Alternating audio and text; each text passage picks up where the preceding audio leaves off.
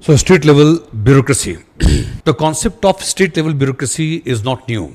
The concept of street level bureaucracy was discussed in detail much earlier in 1990s by Michael Lipsky. But from time to time, several additions have been made. The street level bureaucracy, its characteristic features, and how to improve the performance of street level bureaucracy. So we are going to discuss the street level bureaucracy, its characteristic features, then the problems being faced by it, and what kind of improvements we can make in the performance of street level bureaucracy. So first of all, what is the meaning of street level? Street level here means bureaucracy at the grassroots level. Street level means grassroots level, on the ground. The officers on the ground, they are the frontline warriors.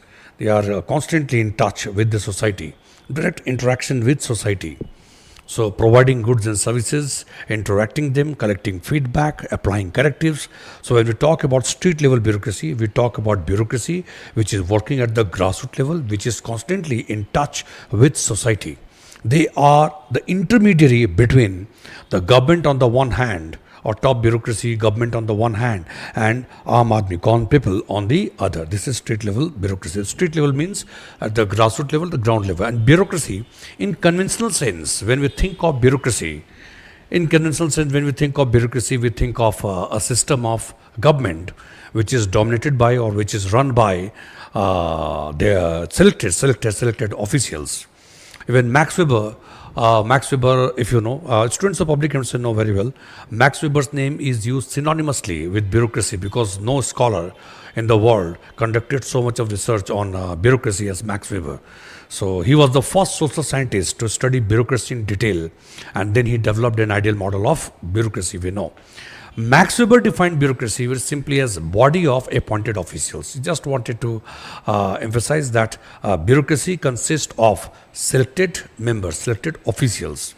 So bureaucracy means a system of government dominated or being run by selected officials or a body of appointed officials, or in general, when we use the word bureaucracy in common parlance, the word bureaucracy is not used so much to focus on a structural dimension of administration. Word bureaucracy is used more particularly to reflect that typical behavioral orientation of top officers in the government. Typical behavioral orientation. What kind of behavioral orientation? Or the nature of response which has evolved over a long period of time, like a status quo tendency, too much of formalism, too much of focus on rules and regulations. So rules and regulations, formalism, status quo tendency, जो चल रहा है उसे चलने दो. Then focus on impersonality, focus on objectivity, focus on rationality.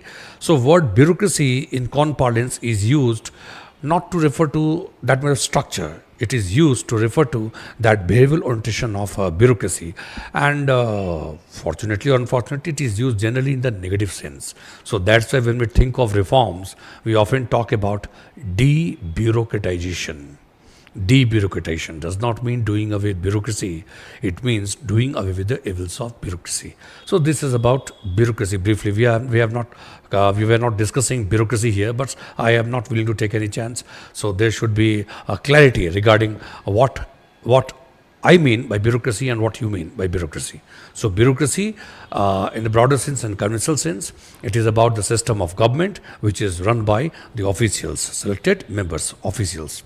So now street level bureaucracy means that bureaucracy that operate at the grassroots level.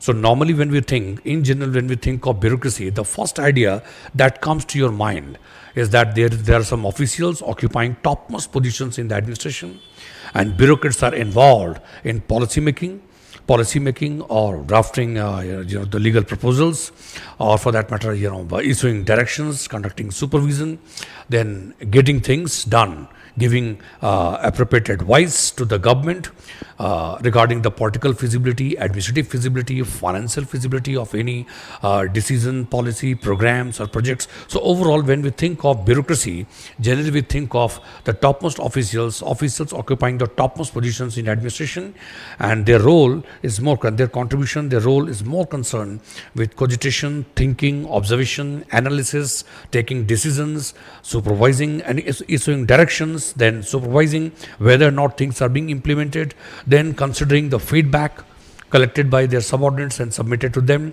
and then applying correctives, and the process goes on and on. But street level bureaucracy streamlines the significance of those bureaucrats who are involved in implementation of the decisions taken by the top bureaucrats. So bureaucracy is not only at the top, there is a bureaucracy at the grassroots level as well. What's clear? And street level bureaucracy, when we say street level bureaucracy, the word bureaucracy is used in the larger context, in a broader, it is a broad expression. So it includes representatives of various departments, various ministries and departments, or various administrative agencies of the government. So those frontline warriors, the public service workers who are actually implementing the various programs and projects associated with one other ministries and departments, then police officials, then public health nurses.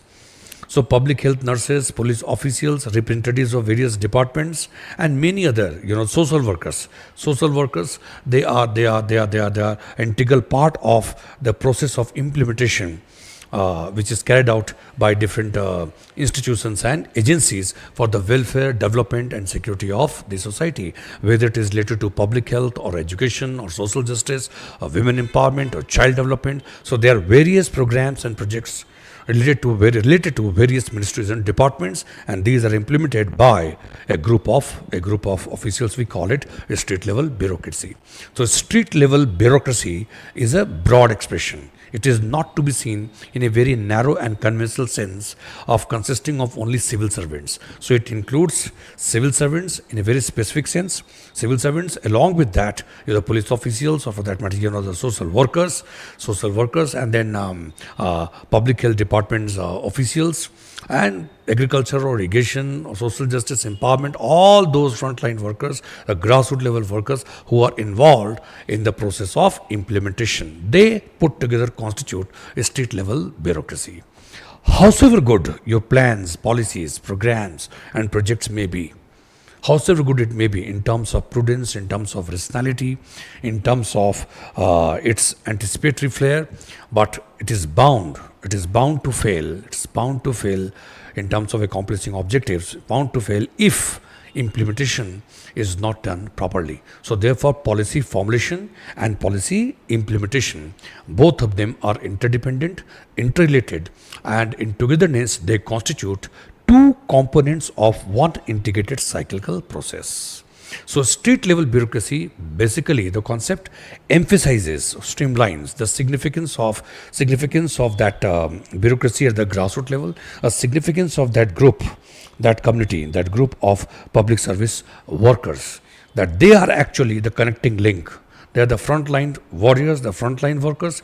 They are the connecting link between the citizenry on the one hand and government on the other. They are constantly in touch with society. They know and they understand the likes, dislikes, and preferences of individuals, groups, and communities. And they know how to adapt to the given situation, because you may frame a very good policy at the top, but when it comes to implement the policies, programs, or projects, so you come across tens of problems and challenges which you may not have anticipated at the time of formation of policy, because local conditions differ from region to region, state to state. Local conditions differ. There can be local communities. There can be conflict of interest. There can be some structural problems. Your social structure or economic structure. There can be problems related to the value system of the society. So when it comes to implement the things, the conditions or environmental conditions may differ. It may not always fall within the bounds of your anticipation and prediction. That's why this public service workers, they are required to be given a lot of discretionary powers, so that in the given situation they could decide the things. They could decide the things on their own. They could make judgment, because there can be standard procedures, but sometimes you are required to adapt to the given situation, and that act of adaptation demands a deviation from the standard procedure. That may be an exception but it is required. Local conditions differ करते हैं, इसलिए standard procedure जो है उसमें कभी कभी थोड़े बहुत बदलाव करने पड़ते हैं. तो इसलिए इनका काफ़ी सिग्निफिकेंस होता है. पब्लिक सर्विस वर्कर जो ग्रास रूट लेवल पे हैं, उनकी ट्रेनिंग ऐसी होती है, उनका डिस्कशनिंग पावर भी उनको उतना देना पड़ता है कि उस गिवन सिचुएशन में अपने गोल को एकम्प्लिश करने के लिए कभी कभी वो थोड़ी सी रेजिलेंसी या फ्लेक्सिबिलिटी चाहिए, वो रिफ्लेक्ट वो कर सके. So they are not suppose to be very rigid in terms of conformity to rules and procedures as you generally see in bureaucracy. So bureaucracy, the top, then you have street level bureaucracy. And the street level bureaucracy needs to be far more resilient, far more flexible. Points clear? So this is the street level bureaucracy. So bureaucracy and then street level bureaucracy. So both of them are interrelated, interconnected. Our decisions taken at the top, even best of the decisions, would be gathering dust, will fail to accomplish the result if the street level bureaucracy, they fail to understand the basic idea behind such decision, or they fail to adapt themselves to the local conditions or the challenges which they come across. That's why we need to identify these problems, and then these problems are required to be resolved. They are required to be provided with adequate resources, adequate training, so that they could cope up with the problems which they come across. So those who are framing policies at the top, they must be aware of the dynamics of implementation. And those who are involved, street level bureaucracy, those who are involved in implementation of policies, programs and projects, they must be aware of the basic idea behind the policies, the intent and purpose behind such policies. They must be aware of that values and the principles which govern such policy decisions. So policymakers at the top and implementers at the base, there has to be some kind of, vertical coordination and cooperation. Is kind of cyclical process. Point is clear? So the better the understanding between bureaucracy or state level bureaucracy, the better the performance. Clear? So have a look here. So you have political leadership at the top. So political leadership, and then you have bureaucracy, and all of us know very well that the government consists of political leadership as well as administrative leadership. Second thing, whatever goods and services, public goods and services that we get from the government, all such goods and services, or the governance in totality, is the outcome of interplay of or collective action of political leadership and administrative leadership. So administrative leadership is provided by the bureaucracy. Okay, and then you have political leadership. So political leadership, administrative leadership put together, they walk and they take most of the decisions. They take the decisions, and then the such decisions are implemented by the street level bureaucracy. So political leadership at the top, and then bureaucracy. Bureaucracy in totality, bureaucracy is not an end in itself. Bureaucracy is only a means towards an end. So you have political leadership, and political leadership makes use of bureaucracy as an instrument for what? To convert its vision into reality. And then bureaucracy has to be understood like this. So there is a long line of hierarchy. So don't think that bureaucrats are there only at the top. So you have a street level bureaucracy. As I discussed, that this bureaucracy is something that all of you know very well. We have gone through Weber's ideal model of bureaucracy.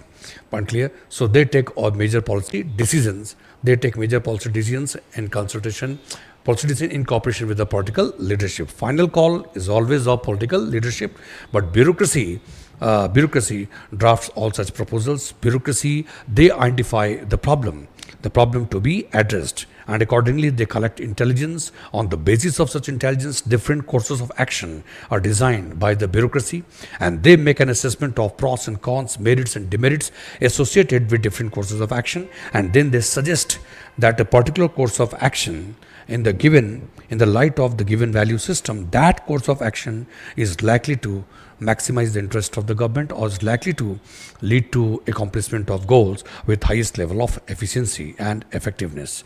And accordingly, if it is approved of by the political leadership, then such policy decision, finally such a course of action is chosen and policy decision is taken by the political leadership. After that, implementation is done by the bureaucracy. So bureaucracy at the top, they issue directions, They issue directions and they exercise supervision for the implementation of such policies. But actually, at the grassroots level, such things are implemented by the street level bureaucracy. It does not mean the decisions taken at the top and they forget about it. It's not like that. There is a vertical coordination. So bureaucracy taking such decisions, formation of the policies, they frame the policies, and they also try to anticipate as far as possible. They try to anticipate, what are the problems which are likely to rise at the time of implementation. So a balanced decision, they try to take a balanced decision, but still everything cannot be anticipated. Finally, implementation comes in the hands of the street level bureaucracy. But remember, when we talk about street level bureaucracy, I am not talking about bureaucracy in the narrow sense, consisting of only the civil servants at the grassroots level in the long line of hierarchy. A street level bureaucracy consists of those civil servants. Apart from that, the frontline workers, public service workers, performers, all put together constitute a state level bureaucracy. So street level bureaucracy has to be taken in the larger and the broader context. It consists of civil servants, representatives of various departments, administrative agencies, including teachers or social workers or public health nurses and others. All of them put together, they constitute state level bureaucracy, and their action, their performance, how efficiently they implement various programs, projects and policies, how efficiently, how effectively they do, to their level of and their professional competence, their training, their ability to adapt to the given situation, their ability to deal with the conflict of interest. So that kind of, you can say, their diagnostic skill, a little bit of political skill, administrative skill, everything is put to test. And then they implement various policies of the government. So they constitute, put together, this is state level bureaucracy. They constitute, the main frontline warriors, the front lines of public service delivery system, and they implement various programs and projects and benefit the public at large. Fine. So they constitute state level bureaucracy. They constitute a connecting link between public at large and bureaucracy and political leadership at the top. This is the significance of state level bureaucracy. If this bureaucracy, state level bureaucracy, if they are not dynamic, if they are not capable of adapting to local conditions, if they are not capable of reconciling the conflict of striking fine balance between different groups and communities to deal with conflict of interest, to understand the likes and dislikes and preferences of the society, if they are not capable of striking balance between standardization on the one hand and resiliency on the other. So you have to follow standard rules and procedures, but sometimes you are required to make a departure from the standard rules and procedures. Why? So as to uphold the larger interest of group or community, or for that matter an individual sometime. So this is the significance of state level bureaucracy. Clear? Then we have, this is something which I have already discussed to understand it in a better way. Bureaucracy should be exposed. Now, first of all, have a look on this diagram. The cyclical process. At the top, you have political leadership. Then you have bureaucracy. This bureaucracy at the top, they play a very important role in the policy making. The bureaucracy, as I told you, that bureaucracy in conventional sense, when we talk about bureaucracy, we talk about a system of government which is dominated or which is run by the bureaucrats, officials. What is clear? And then body of appointed officials. So when we talk about bureaucracy, the first idea that comes to the mind of us generally is that officials occupying the topmost positions in administration. So bureaucracy is involved in policy making, and then you have street level bureaucracy involved in policy implementation. And this is the impact zone, public at large. So it means policy making and policy implementation. So bureaucracy at the top and state level bureaucracy at the grassroots level, both of them should work together as a two components of one integrated cyclical process. Their ability to frame appropriate policies, bureaucracy cannot frame appropriate policies unless the bureaucracy is aware of, it is cognizant of the challenges being faced by a state level bureaucracy, at the grassroots level in implementation. Point clear? And those who are involved in implementation, they must be aware of the basic idea behind this policy and what principles and values govern these policies. Point clear? What is the philosophy behind this policy? Why such decisions were taken? So policy making and policy implementation, they are interdependent, interrelated. Okay, so the better the coordination between the bureaucracy and state level bureaucracy, the better and more impacting will be the performance, and there will be a kind of value addition and improvement in the quality of life of the people. Clear? And the bureaucracy should be exposed to the dynamics of implementation from time to time, and the state level bureaucracy should be made to understand the objectives, intent I have discussed, objective intent and philosophy behind the policies of the government. The better the interaction, the greater the understanding of the domain of one another, the better the cooperation and the better will be the performance in the larger interest of society. This is the cyclical process. State level bureaucracy, and then we have state level bureaucracy, characteristic features, then challenges and measures for improvement. Very simple. What are the characteristic features of state level bureaucracy? The first is direct interaction with public. As we have seen, that is state level bureaucracy, that an ensemble of teachers, social workers, police officials, then civil servants representing various departments at the grassroots level, they are constantly in touch with society. They are the frontline performers. So they are the connecting link between the citizenry and the government. The first is the direct interaction with public. So state level bureaucracy has a direct interaction with public. So whatever their experience, their knowledge, their understanding hold a lot of significance. If the bureaucracy at the top fails to take advantage of this first-hand experience and knowledge, their policies will not be so much realistic. So they are constantly in touch with society, and that's why there's a direct interaction with public. They know their likes, dislikes, preferences, their attitude, the value system of the society, why the conflict is there. There's a conflict of interest. They know most of the things, social aspect or economic aspect, or something related to value system of the society. They are aware of most of the things. Then discretionary power, because state level bureaucracy is involved in implementation of programs and projects. Implementation has its own dynamics. It is not so simple, because local conditions may differ, and the communities that you are serving, that communities may also differ from area to area, region to region. The value system of different communities may also be different from one another. So there can be a lot of challenges.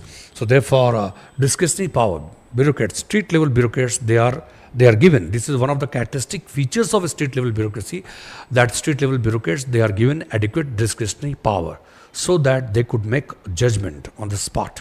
They could decide the things on their own.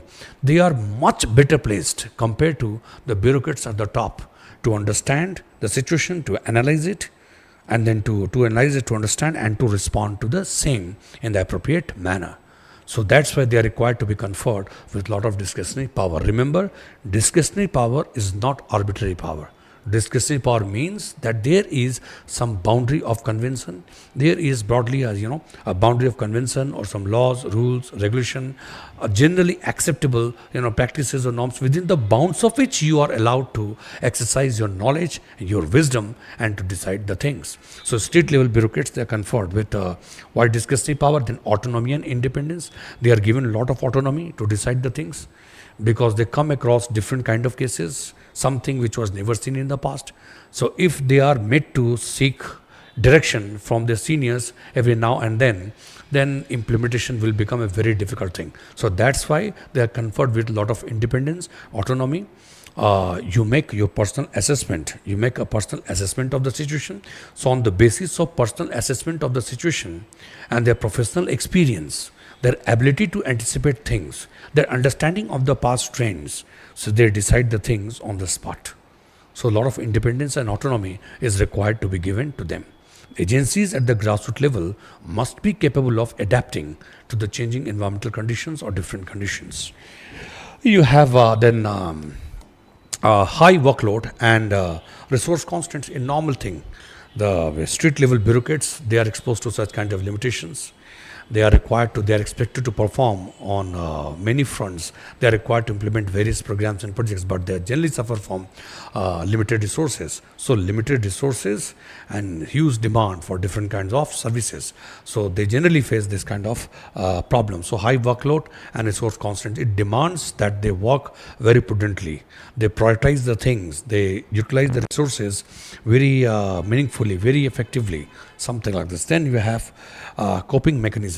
So when you have limited resources and huge demand, taken different kinds of demands for services. So you are required to devise ways, means, and mechanism to deal with that. Accordingly, they can go for prioritizing of services, that it has to be prioritized. Things are required to be prioritized, that they are going to cater to the needs of this community, first, or that community first. Second, these services are to be provided first, and then thereafter we can focus on other services. So they prioritize the services, prioritization of things. Then they also go for standardization of the things. They set a standard because they keep facing that kind of problem situation. So they very often they come up with some kind of standard practice, that whenever we come across this kind of situation, we have to respond in this manner. This is our first response, the second or third. So standardization of response, prioritizing of the things, then rationing of the things when they have to provide goods and services. So they can identify the priority areas, and they can also go for positive discrimination in the given situation. As I said, it must be based on some established convention, and even if they are exercising their intelligence or intellectual spontaneity or creativity, it should be broadly within the bounds of known practices, so that nobody could say that you are deciding things arbitrarily.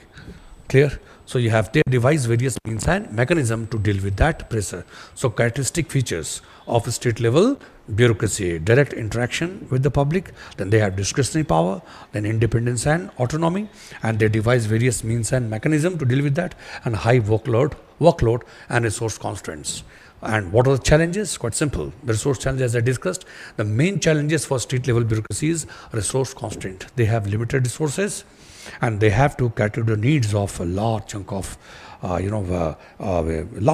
population and society. Society may be heterogeneous. There are different groups, different communities, limited resources, and they have to satisfy most of them. Then you have standardization and flexibility. This is the challenge. So there can be some standard procedure, rules and regulation to be followed by a state level bureaucracy in providing goods and services, but sometimes they come across a kind of situation we've never seen in the past. Individual peculiar cases may come in front of them. So this is a big challenge. This is a big challenge. They are required to strike fine balance between standardization and then flexibility. Sometimes you are exposed to a kind of situation where standard practice is not going to work. Because case is different, it's very peculiar, and therefore your response, a pattern of response too, has to be very special. So that's why they are required to strike fine balance between standardization on the one hand and flexibility on the other. Okay, so if they simply follow standard practices, rules, regulation, procedure, protocol, by the time they will ensure conformity to that, the subject matter will have lost its significance. So efficient and effective implementation demands ability, some kind of out-of-box thinking, ability to steer through number of challenges. And if you stick to standard practices very rigidly, then you will end up losing that resiliency. It does not mean that you make a departure from that legal requirement. While remaining within the bounds of law, you just exercise your discretion with greater amount of creativity, and you get the things done. Sometimes there can be an individual case, very difficult, or very much, is not similar to what we have seen in the past. So you are required to deviate from the standard procedure so that the ultimate goal is accomplished. Then you have accountability and supervision. This is also one of the challenges, because at the grassroots level, the street level bureaucracy is involved in implementing various programs, projects. They also exercise the discretionary power. They enjoy a lot of independence and autonomy. It is required to be supervised. Their accountability is required to be enforced. Otherwise, there is a possibility that discretionary power may be used by state level bureaucracy for personal aggrandizement or for maximization of their interest. So therefore, effective ways, means and mechanism are required to be devised for enforcement of accountability, to exercise control. And the higher the level of transparency, the greater the level of accountability and controls enforced, higher will be the level of public trust and confidence. So this is also one of the challenges. When you have large number of state level bureaucrats, they are working in the different areas on different subject matters, exercising discretionary power. You need to develop some means and mechanism to keep vigilance, to exercise supervision, to exercise some kind of control, to enforce their accountability, and then only trust and confidence can be built up. Remember, they are constantly in touch with society. They are actually the frontline warriors and they are delivering goods and services to society. They must enjoy high level of trust and confidence, public trust and confidence. Otherwise, it will be very much difficult because implementation is not just about mechanical deliverance. You are required to earn the trust and confidence of society. You need to involve them in the process, and that makes the thing easier, and that makes the thing more successful, more impacting, more effective. Implementation at the grassroots level, that implementation is also a collective enterprise. It becomes easier on the part of state level bureaucrats to implement the things if they get cooperation from society. But they can get cooperation of society only when they earn public trust and confidence, and they can earn public trust and confidence only by bringing transparency in the work they are doing. So accountability and supervision, and then training and support. This is also one of the challenges. What does it mean? It means state level bureaucrats generally we see in our country that people are engaged in the implementation of various programs and projects without being provided with adequate resources. And sometimes they are not provided that professional training. So without much training and without much resources, it would not be possible to make any kind of value addition. This is also a challenge. Large number of state level bureaucrats, they are required to be trained. So for that, you need a lot of resources. You need a group of competent trainers, which is required to be organized. And remember, training is not a one-time activity. From time to time, training programs are required to be organized so that the state level bureaucrats involved in implementation of programs and projects in different areas, whether it is social justice or empowerment or agriculture, irrigation or public health, education, or law and order, security, a lot of things are there. So they are given appropriate training for the same. So training and resource allocation, it is required to be organized very, very efficiently, effectively, and very much professionally. These are the challenges related to state level bureaucracy. If you want to maintain a high level of state level bureaucracy, high level I would say in terms of professional competence, in terms of skill, in terms of experience, in terms of nature, quality or nature of response, in terms of accomplishing the ultimate goals and objectives, in terms of achieving trust and confidence, in terms of political skill, ability to steer through. Don't use the word politics in negative sense here. Political skill means the skill to steer through, one other kind of adverse situation and circumstances. Finally, goal is accomplished. That is the point.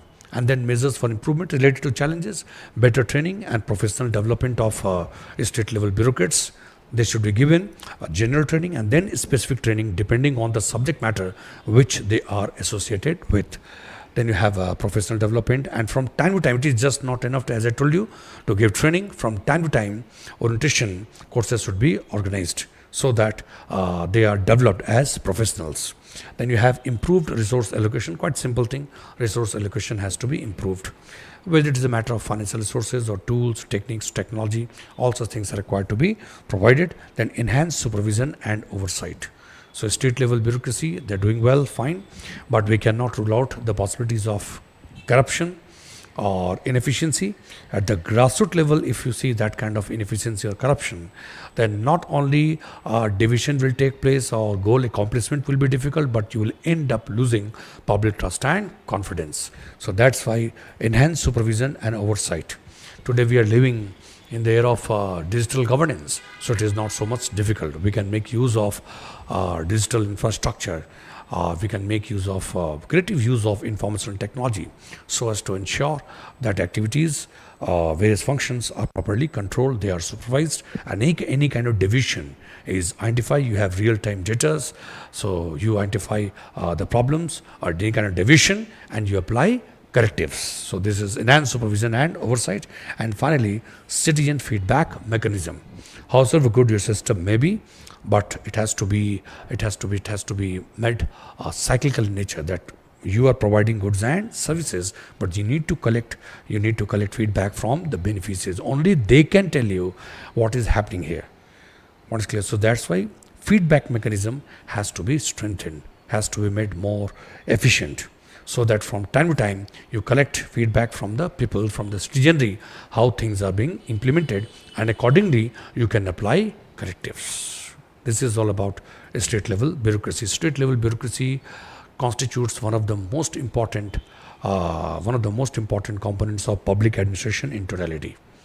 So again, best of the decisions will fail to accomplish the goals and objectives if such decisions, policies, programs, projects are not accompanied by a mission-driven approach and a very efficient, effective implementation at the grassroots level. So street level bureaucrats have the street level bureaucracy has such an important, a very critical role. They have a very important, very critical role to play in efficient implementation of policies of the government and to convert vision into reality. So street level bureaucracy should be taken very, very seriously, and the government should take appropriate measures to enhance and to improve the level of professional competence and the skill, and they should be provided with adequate resources so that they could make a very valuable, meaningful connecting link between citizenry on the one hand and government on the other. What kind of services are delivered to the society by the street level bureaucrats? It registers impact, on different spheres of life. So when they conform to the requirements of the society, when they implement the policies effectively, efficiently, that directly affects the popular perception of the government as being efficient or inefficient. So when Aam Aadmi think of good governance, Aam Aadmi, when it thinks of government as being good or bad, so how come that there is this conclusion? It is totally based on their experience, varied experience with the different departments, agencies, their frontline workers, what kind of treatment they have been meted out by the administration, their workers at the grassroots level, that in a way constitute in totality the accumulated experience that affect the perception of the people, regarding the government. So popular perception of good governance is not affected by lorry loads of claims made by various ministers and the leaders and what is said by the Prime Minister or Chief Minister. Aam Aadmi's perception of governance as being good or bad is nothing but the expression of the accumulated experience. That experience that emanates from his interaction, Aam Aadmi's interaction with the representatives of administration, government at the grassroots level. What kind of treatment is meted out in the police station?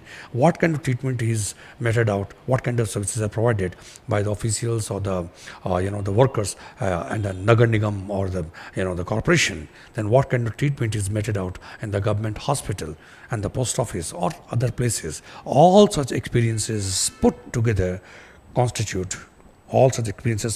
accumulated form affect directly the popular perception, opinion of the government, and their experience to a great extent contribute in that trust and confidence. And quite simple to understand that it becomes very easy for the government to bring reforms and change if such reforms and changes are being pursued by the government on a very strong disposition of trust and confidence. When you earn trust and confidence, you acquire that solid disposition.